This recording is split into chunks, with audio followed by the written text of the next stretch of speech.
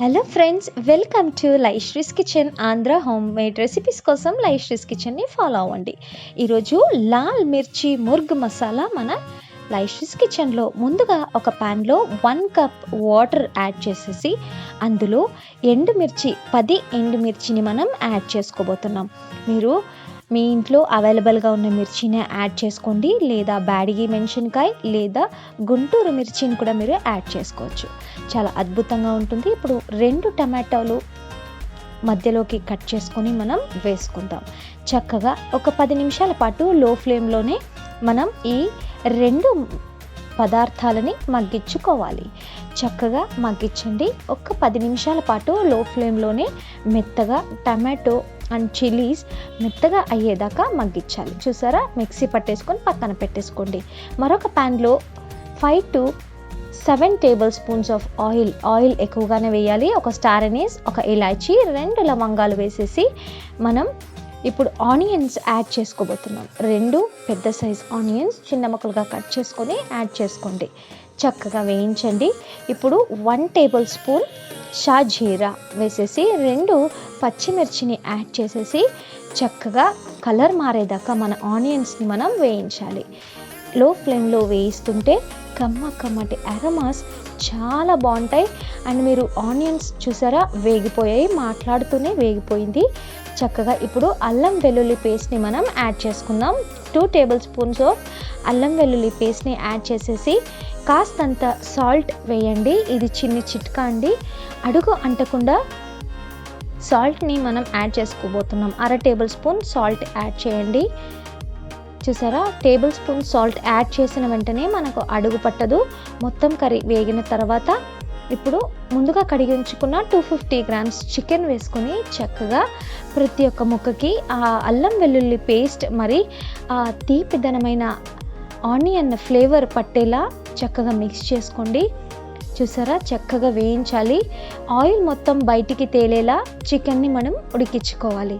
చక్కగా ఉడికిపోయింది. ఇప్పుడు మనం ఇందులోకి డ్రై పౌడర్స్ యాడ్ చేసుకుందాం.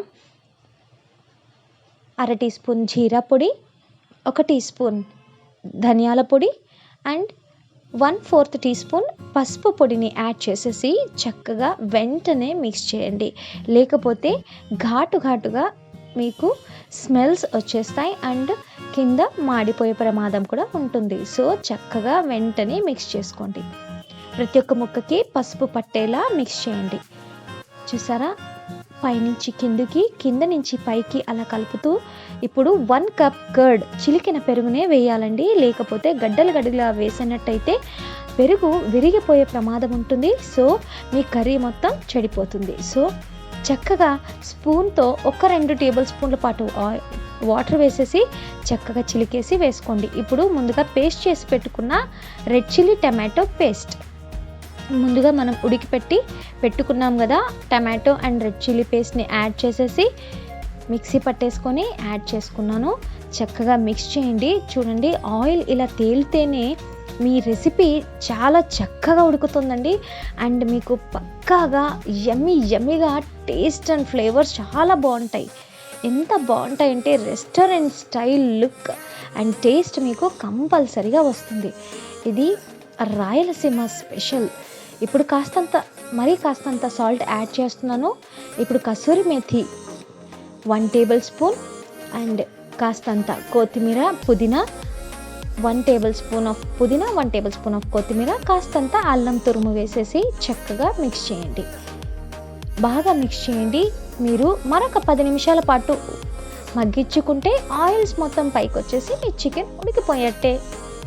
చక్కగా ఒక 10 to 15 మినిట్స్ దాకా మీరు చికెన్ని చక్కగా మగ్గించండి. చూసారా, మగ్గిన తర్వాత 1/2 టేబుల్ స్పూన్ చికెన్ మసాలా పౌడర్ని యాడ్ చేసేసి చక్కగా మిక్స్ చేసుకొని అలా వదిలేయండి.